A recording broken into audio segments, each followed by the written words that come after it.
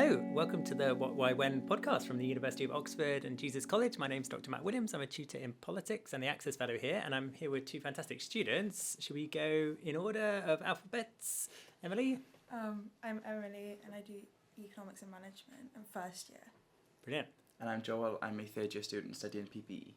PP is philosophy, politics and economics, right? Yeah. And today what we're going to do, as we do in all of our podcasts, is try and ask some big questions, the sort of questions that curious children might ask, and try and disentangle them, because that's kind of how we teach at Oxford.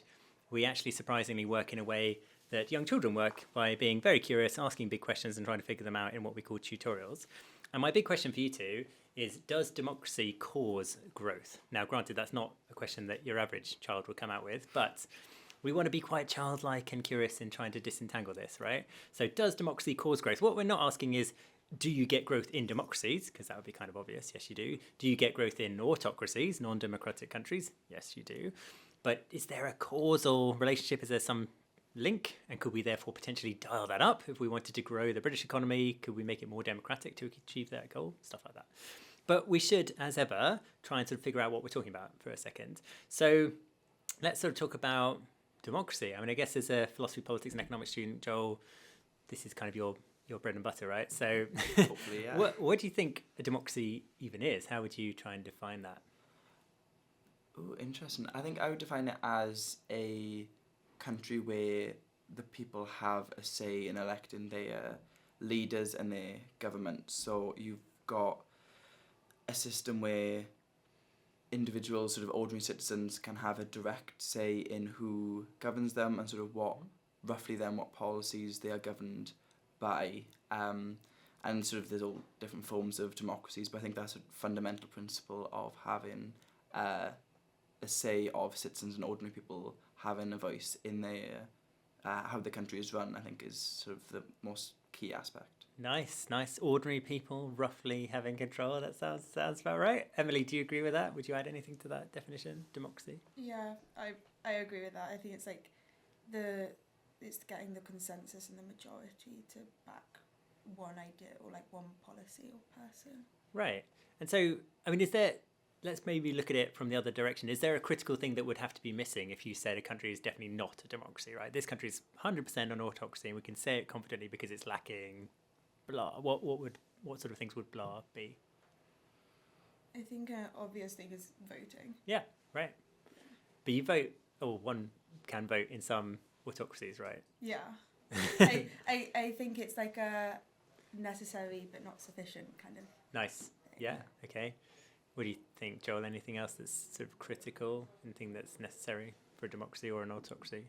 Yeah, I think that's right in terms of this isn't having vote in itself is not enough. You've got to then have sort of a meaningful transfer of power then between different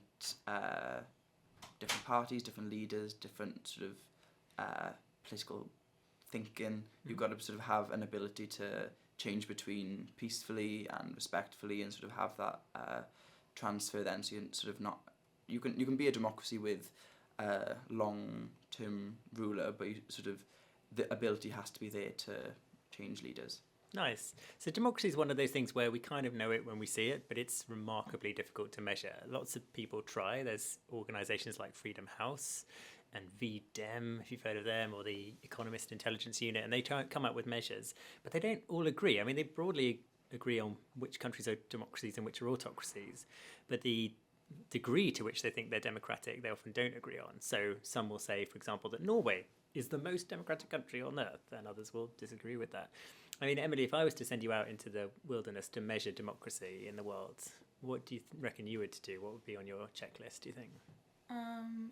I think going back to like the voting and seeing that actually causes a difference and that creates change.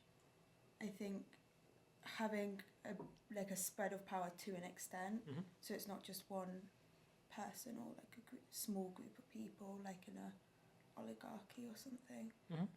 I think it is it's a spectrum, but also it's got lots of different dimensions. Yeah. So I'd personally bring different things that someone else would bring to assess it. So then that's probably how they're ending up with different evaluations. Right, exactly. It's a bit like trying to tell someone which is the best university in the world or which is the yummiest pasta dish, or there's a bit of objectivity, but there's also criteria where you decide what to prioritize. I mean, broadly speaking, what these measures include are things that democracies might have and things that democracies might do. So a checklist of having regular elections and having a free media and so on is the things they might have. But things they might do is, do they actually act on what the public mandates them to do? Are they actually behaving in a way that advances democracy? So, for example, Britain slipped down on some of these indicators of democracy during Brexit because the British Parliament overruled what, say, the Welsh Senedd and the Scottish Parliament wanted, and so as a consequence of not doing some things that were thought to be quite democratic, they lost some marks. What do you make of that sort of balance of things that you might have and things you might do, Joel? I think that's quite important to differentiate between the two, because you can have a set of criteria then that you measure a country against, but that can only work sort of if you have a hypothetical country with sort of an incredibly free press. There's very little government regulation, but then that press is itself owned by a small group of individuals. You can make the argument that even though there is a freedom of the media and freedom of speech through the press, you've still got a limited amount of actual freedom then, because sort of one voice or one group of voices is controlling what gets put out. So I think it is important to differentiate then between what is the reality of how a country is governed and operates compared to sort of the initial structures then of how it's meant to work. Yeah, great. And so we can have measures that can help us understand which countries are democratic and which countries are not. There's also a sort of third category of what are sometimes called hybrid regimes, which awkwardly sit mushily in the middle of everything. We could have a whole conversation about that. Let's not get too into the weeds. I want to talk about growth, and this is more your area, Emily, as an economics and management student. So again, it's a pretty slippery concept, right? But what would be your starter for 10? I think like the most basic, and when we first learn about growth, what we first learn is just growth in GDP, growth in output, and GDP standing for gross domestic product. Yeah, right? sorry. And that's also growth in spending, and because it's expenditure, so the spending is the same as the output. So I think that's a good, like, just from an economic point of view. But I think when you're, because you haven't said economic growth, you've just said growth, I think you need to consider more like social or cultural things. So that's an interesting point, yeah. Growth in like improving well-being and that kind of thing.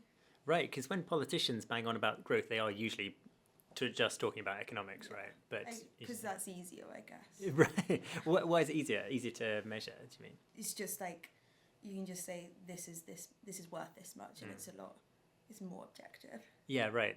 And I suppose politicians might be guilty of occasionally just saying growth without necessarily engaging with the moral side of it, right? I mean, there's, for example, an argument that growth at what cost, right? If we're growing beyond our means of staying within our own ecosystem, that could be a problem. Also, growth, as you said, is Emily, is output, right? But if we three decided to start a criminal enterprise right now, we might increase our output, but not in a particularly moral way.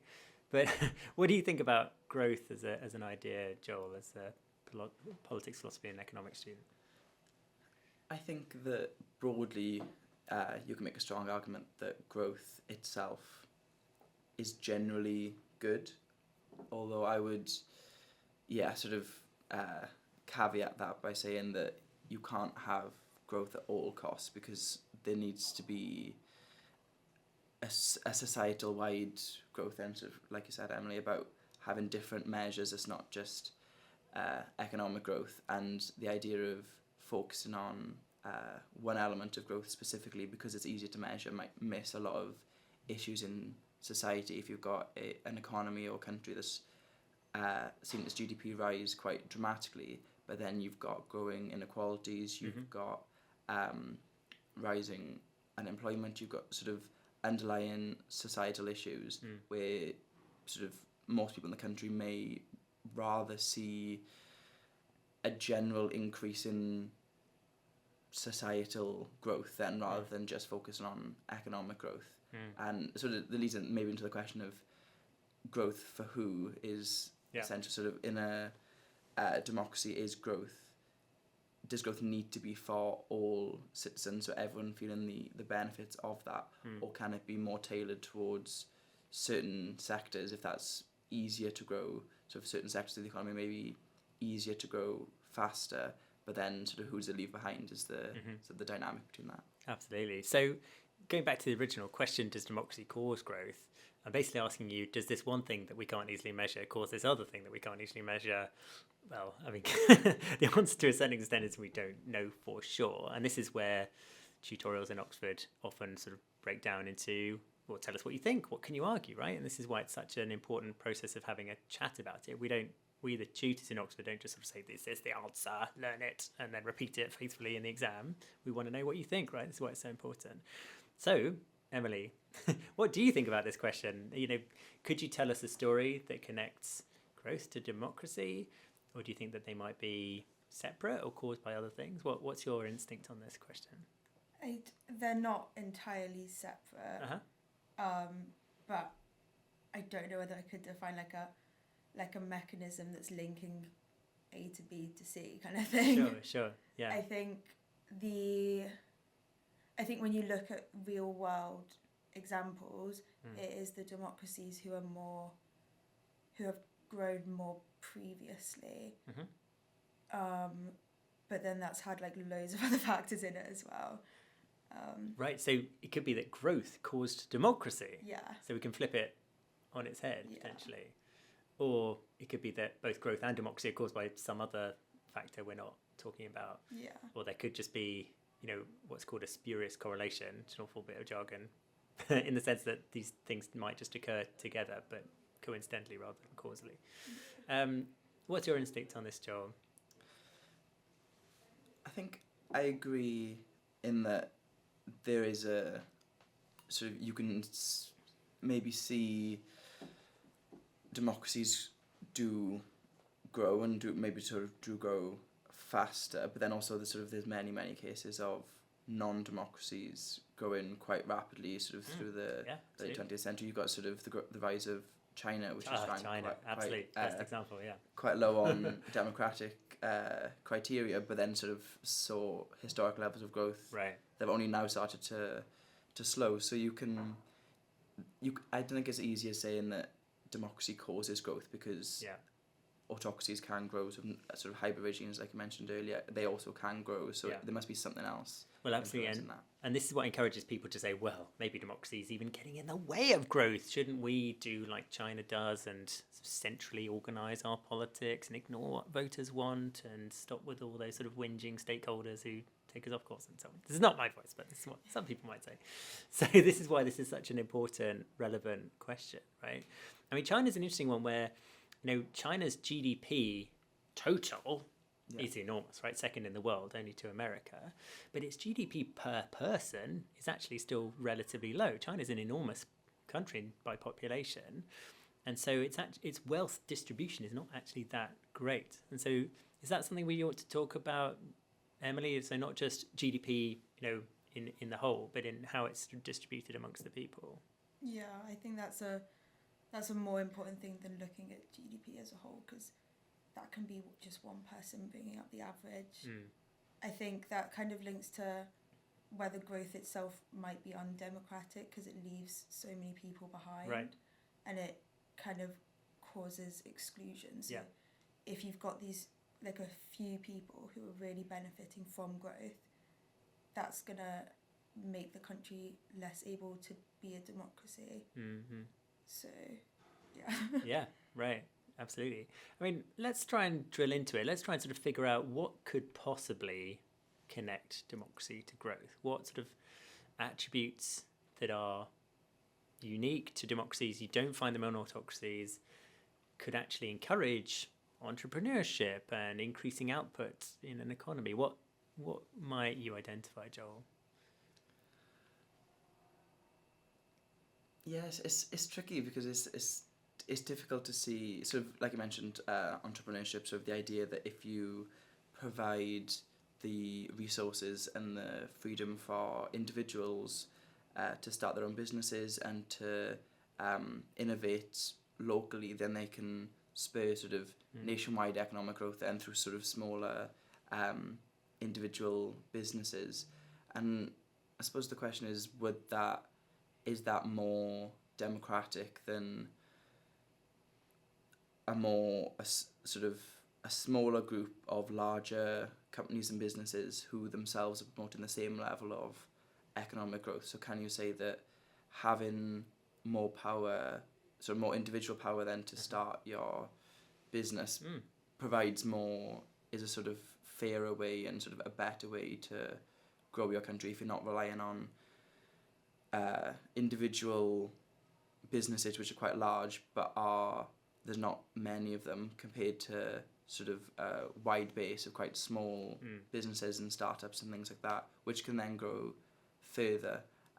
Although there's a case to be made that even in non-democratic countries you can have freedom of business to grow and expand, but then sort of maybe caveated by that is under the condition of whatever the government sort of mandates. Then it's not as free to grow and sort of under the regulations and things. So I think it's tricky to point out certain things, because even things like entrepreneurship, you can argue, can exist in non-democratic countries as well. So what you've said there about freedoms, I think is really interesting. Sort of freedom to associate with other people, choice over how to use your money and invest it, and relatively limited regulations about what sort of things you can do in the marketplace. Those things are not unique to democracy, but they're often further advanced in democracies. We can see, for example, in China, where Alibaba, this e-commerce platform, was doing very, very well, to the extent that some within the Chinese Communist Party saw it as threatening and they started to sanction its leadership. So they weren't entirely free to create Alibaba into like China's Amazon, for example. So there's less freedom, and that therefore means that there's less capacity to grow, you could argue.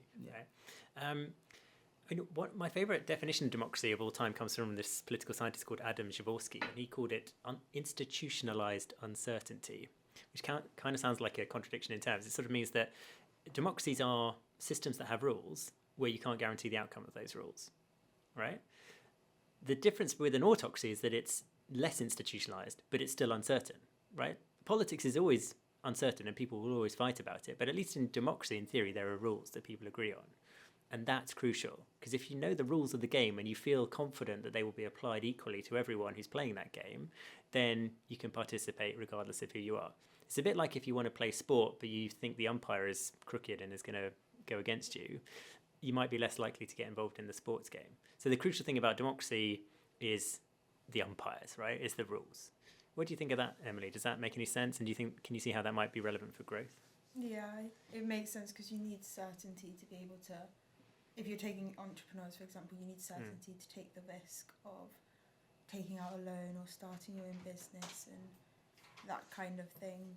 You need the security of knowing there's laws, there's property rights, there's a system to support your activities, I guess, to grow.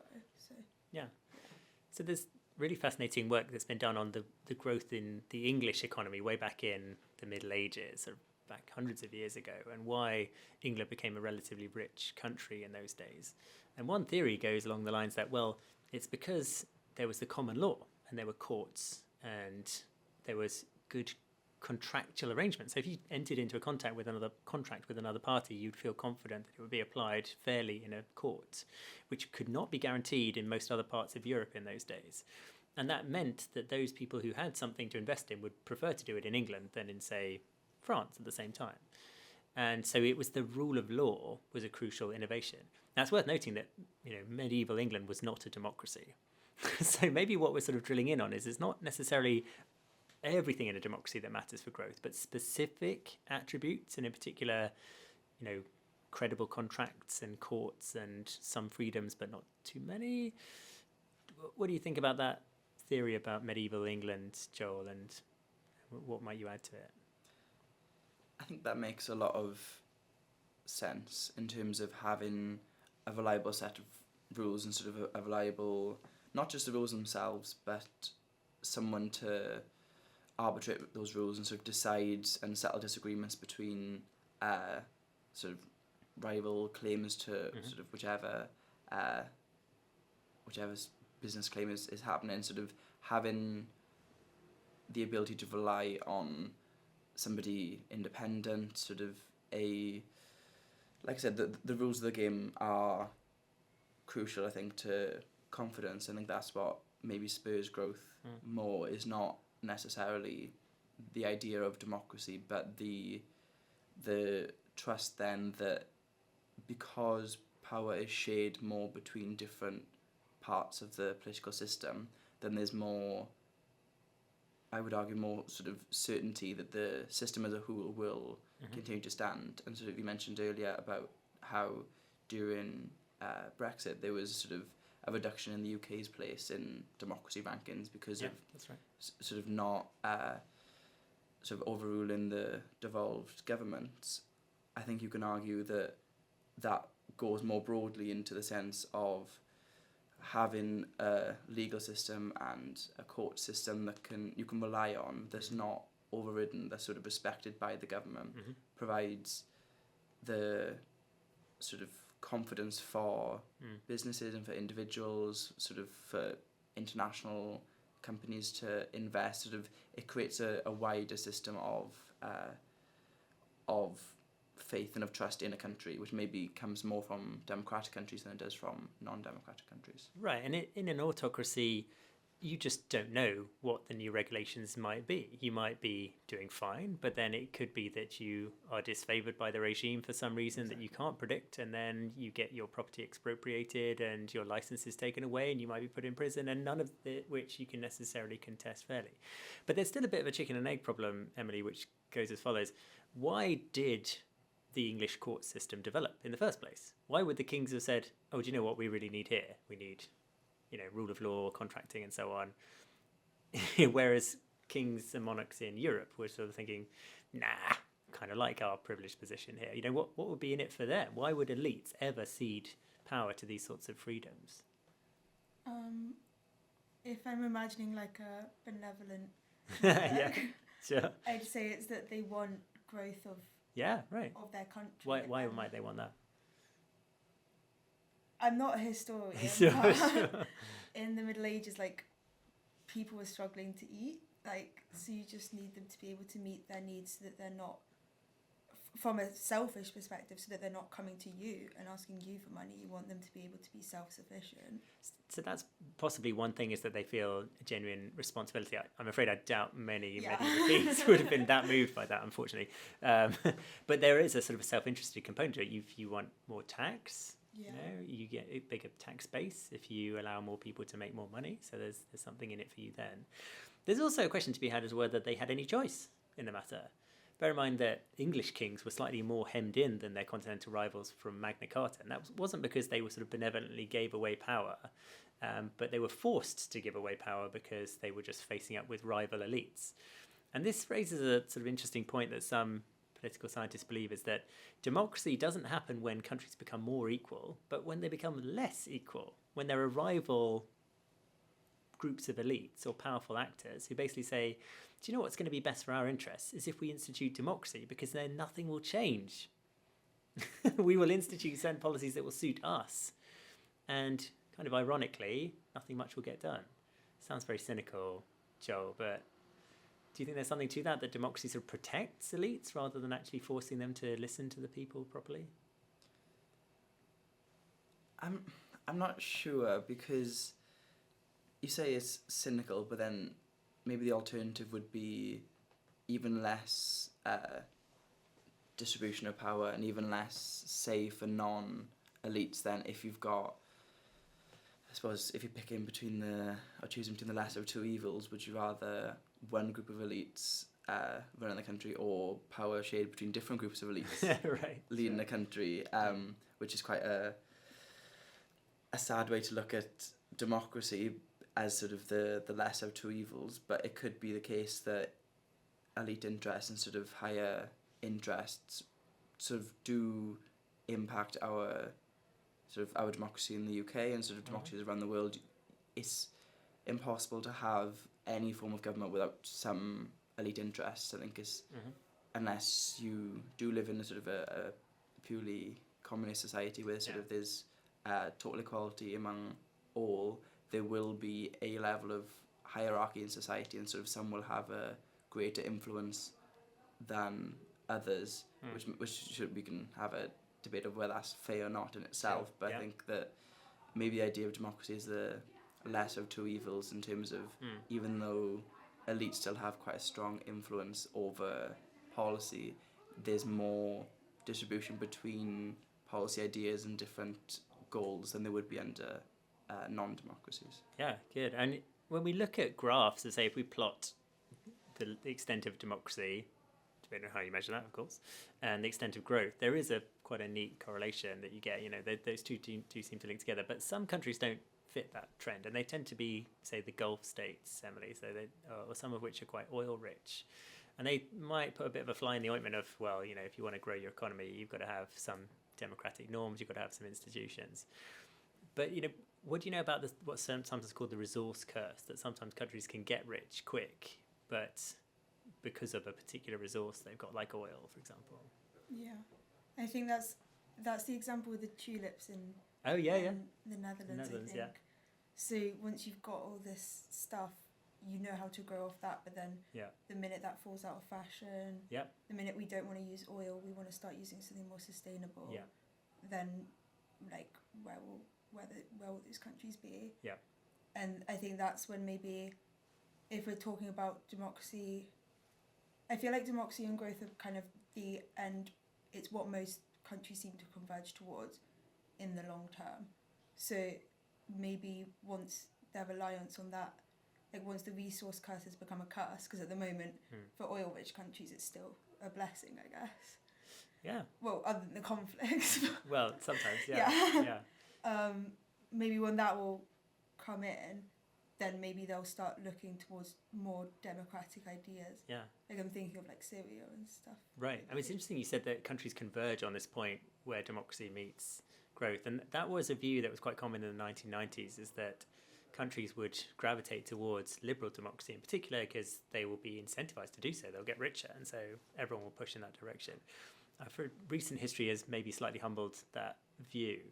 But, looking into the future, Joel, what's your sense of this question? I mean, one implication we could draw from this discussion is that if you want a country to grow faster, you should make it more democratic. We could have things like citizen assemblies, for example, where the public would get together a bit like big juries and decide on policies. Or we could have direct democracy, we could have more referendums. That could be fun. Is that, a lesson we could take from this, is that if we want to grow faster, we need more democracy, not less of it? I think that makes sense in some way, but maybe not entirely. I think having a larger say for the people will it'll feel more right, it'll feel more fair, they'll sort of create more equality among citizens, which might make achieving democratic ideals more attainable, which then from there, sort of other factors that can pursue growth will be given more opportunity then to thrive. Sort of the idea of having a more content public will allow governments to pursue policies to achieve growth that maybe they wouldn't if there was more sort of public opposition to what they were. Well, that's a crucial point. I mean, one of the things about democracy, for all its faults, is it provides an excellent feedback mechanism. It provides lots of information to governments about what people like and what they don't like, and they can therefore be encouraged to move in the direction of things that they like. It's quite a slow and bureaucratic feedback mechanism. Yeah, That's true. But at least they're trying to listen, you could argue, whereas in autocracies they don't necessarily even bother, or they may make up what the public thinks. Excellent, really interesting. Thank you both for your views on this. It's lovely being able to talk to you. And thank you for those of you listening to the What Why When podcast. And I hope you tune in next time. Thanks very much. Bye.